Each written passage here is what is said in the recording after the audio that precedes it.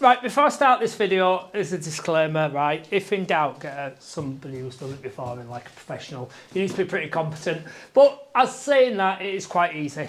Secondly, this chimney above here, I'm not bothered if it does fall because it's coming out anyway, so we might lose a couple of bricks, but that's it. Right, couple of little things, right? Watch the video to the end, right? Because I've got the best Christmas raffle ever, right? So and the link is in the description, so make sure you watch that. Right, I showed you how to fit a worktop, and I got 87,000 views, which is bloody ace, yeah? But I've upset all the professional kitchen fitters. Right, so now what we're going to do now is we're going to take down a load-bearing wall. I'm going to show you how to prop it. So this is video one. I'm going to show you how to prop it and secure it and make sure it's good and safe. I'm going to show you how to do it so you don't have to get a builder in. You can do it yourself because it's quite an easy job, but you need to follow the spec. Right, the spec is, this has been calculated. Let me just hide the architect's name, the structural engineer. You see that, David? What's it say? Read it to me. No, 203 by 133 by 30. Right, so 203 will be the height of the beam. What was it? 133? Yeah, 133 will be the width, and the 30 is the weight of the beam. It will be 30 kilos per metre. So, I mean, it's just shy of 4 metres this. So you're looking at nearly 120 kilos, which we will lift, 3 of us on his own. Not a problem. Right, so load-bearing wall. So you've got a load-bearing wall, sometimes called a structural wall or a supporting wall. So the beauty of this job is it's already been stripped back to bare basics. So if Davey looks up now, he will see the floor above us. Above here is another wall. I don't know if you can just see there, Davey. You can just see the brickwork going up above, yeah?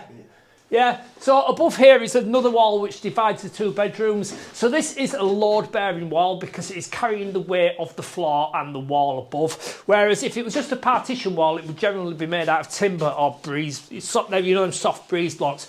But this is brick. Somebody's already put an opening in it at some point. Not really that great. What they require now, they require a pad stone, which basically is, I can't remember what the spec is on this. I think it's 440 by 215 by 100 concrete block, which the steel will sit on each end. So it's a bit awkward, this one. The reason why I'm going to talk about the props and the boards in a minute, but you can see that one's splayed off at an angle because there we've got a steel there and we've got a small chimney breast above there. So what I'm going to do, I'm going to take that out and I'm going to hope that don't fall down. I don't think it will. What will it, John? It won't. Right, so we're going to take that down, and then where that is up there, let me get a tape so I can point to you. Right, the steel will embed in the wall there, yeah, and the pad stone will sit there. Because what's going to happen with this job at a later date, we're going to take the full side of the building out as well and put 2 big steels in. And John's going to carry the steel up the hill himself, right, John? But on this side here, you can see there's an arch. So what we will do, we will take all this brickwork out here. Our steel will fly through there and sit on there. Right, let's talk about this now. Right, so there's the joists above. You can see this room there, and you can see the joists from the other room. Sometimes what will happen is your joists will run straight the way through, and they will be supported in the middle. But this is 2 rooms, because it's quite a big span, so they're sat on there. So what we have to do is prop both sides of the room. Now, for those that don't know, right, so basically, right, I'm going to literally show you everything we do, and so you can do it yourself and you don't have to pay loads of money to get bloody crap builders in and do it. This is an acro prop. It's a steel prop. It's got pins and holes in there, look, and you put the pin in, you wind it up, it goes up and it supports, and it's a solid beam then. And what we do when we get them tight, you have a handle on them like that, you turn them round, and what we'll do then, we'll just give them a little tap like that as well, just to make sure they're really tight. Now, this is a good job because there's no plaster upstairs, nothing upstairs, all the walls like this, so we're not at risk of cracking, so we've jacked them up quite well. And if you can just see up there, Davey's put a screw in the washer just to hold the prop, because last thing you want is that falling, hitting you. This floor is a solid floor. If it wasn't, if it was a timber floor on joist, we would put another scaffold board across there to support the weight. So we have 4 props this side on that scaffold board, sat on there, screwed into there, which is supporting that floor. On this one here as well, we've got 4 as well on here. Again, screwed, supporting the floor. Upstairs, we've got another wall. The roof of the building is also lent on the wall, so there's quite a bit of weight. So if David comes through here as well, when we arrived on this job, there was a timber frame in here. But what's going to happen is we're going to take out this wall here and be just left with this little nib, which is about 250 wide, which of course will belly out. So what we're going to do, we're going to key in some breeze blocks there, take all this out and build a new bit of wall there with breeze blocks. So we've also got some props holding these concrete lintels, because obviously when I take that out, they're going to want to drop.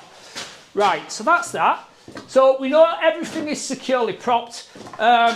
If you're taking a load-bearing wall out, you need to get building control involved. They want to see the calculations, and they'll want to come out and see the steel, and they'll want to come out and see the pads it's sat on, and then they'll want you to fireboard it. I can't remember now. I'm sure it's two coats of it is, isn't it? 2 coats of pink fireboards, which will give you enough of a rating. I think it's an hour rating, and the idea behind that is that if there's a fire, the fire brigade can come, and they've got a good hour or so before that steel is impacted by the heat and it's dangerous of collapsing then. I think that's the idea behind it anyway. Right, so they're propped. We're ready to go now. We've gone round, we've given them all a bang with a hammer. They're super tight, we're happy with that. So what we're going to do now is take the bricks out which are in between the floor joists there. And what will happen then is the brickwork above it, let's have a look on here, look. So imagine that's the wall above it there, yeah? And there your joist coming down. When we take this out, because that's all keyed in and it's sat on the joist there, sat on the joist there, sat on the joist there, it will support that wall, so that won't be at risk of falling. You may lose 1 brick or 2 bricks, whatever. You might not lose any at all, but that ain't going to fall. And once we've got that down, we're going to get the steel up. And what you need to do in all is at one side, you need to leave a gap like that. We've left a gap there so that we can drive that steel down there, and then we can lift it up and pop it into place. Up there, look, you can see... I'll bring it up in a minute anyway. You can see the bricks there where the walls are, and you can see where the floorboards are, and that is the doorway into that room. So you can see what I've took out there, look. You can see where the bricks were supporting the floor, which was also the bricks were supporting the wall above. But let's go upstairs and have a quick look. So you can see this is the wall above, that's the doorway. If Davey comes in here, you can see this purling sat on that wall there. Yeah, that's supporting on there. The drawing does show these 2 walls coming out as well, so we're going to have to address that situation. Not sure how we're going to do that yet. So the beauty of this job, if you're doing it at home and you've got upstairs, you won't want to over-tighten your props because you're going to tend to get cracks, but obviously it doesn't matter here because it's just brickwork and it's all coming out. But that's it. So the next part will be next week. We're going to put the steel in, put the pad stones in. So please like and subscribe because I'm trying to get to 100,000 followers as well. Thank you. Right, this is the 12 Days of Christmas raffle. I'm proper excited about this. I told John about it, right? And he is a hard man to excite, and he is excited as well. So basically, there are 12 prizes, yeah? Each box is numbered 1 to 12, right? What will happen is we'll have 12 winners. If I can get you to all put your phone number, go onto your profile, put your phone number at raffle.com so that I can ring you all up. And if I can get the 12 numbers, then I'll let you choose which box, yeah? Because you are not going to know what prize is in what box. And if I sell enough tickets, there will be cash as well. So that's the 12 prizes, right? Let's talk through the prizes now, right? First prize, not necessarily first, they're in no particular order. It's a PAS load, 350, yeah? It's the 7th generation. It's a decent gun, yeah? Second prize, again, not in any particular order, £1,000 cash sent straight to your bank. Third prize, it's the Milwaukee twin drill set, yeah? It's a good old prize, is that? Milwaukee's my favourite. Fourth one, Xbox X Series, yeah? 1 terabyte memory on that, it's massive memory. Fifth one, DJI drone, yeah? It's a mini free, Google it, it's not a cheap one. And it comes with 128 gigs memory card as well. What we're up to? 1, 2, 3, 4, 5. 6th prize, yeah? iPhone 15 Pro. Now, I can't read because I ain't got my glasses on. What's the memory on that? 512 512 gigabyte phone. iPhone 15 Plus. Next one, we've got the Ring security set. We've got the Pro floodlight. I've got that one myself. It helps me sleep at night easy. People come in the garden, it goes off on your phone. It's brilliant. I've got the house alarm as well, and I've also got the Ring doorbell as well. Everything you need. They're well easy to set up. Every day, I'm going to showcase one prize every day and talk you through it properly. Next one, we have got a Paz load. It's a second fix. It's the angled nailer, yeah? Nice bit of kit. I like the Paz loads sometimes. Next prize, we've got the Ninja kit. I told you there's a prize for everybody.